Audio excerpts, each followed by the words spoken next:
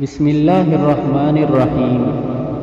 حضرت ابو سعید سعد بن مالک بن سنان خدری رضی اللہ عنہما سے روایت ہے کہ انصار کے بعض لوگوں نے آپ صلی اللہ علیہ وسلم سے کچھ سوال کیا۔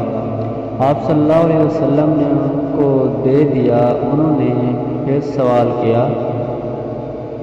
آپ صلی اللہ علیہ وسلم نے پھر ان کو دے دیا، یہاں تک کہ آپ صلی اللہ علیہ وسلم کے پاس جو کچھ تھا وہ ختم ہو گیا، اور ہر چیز جو آپ صلی اللہ علیہ وسلم کے ہاتھ میں تھی وہ خرچ ہو گئی۔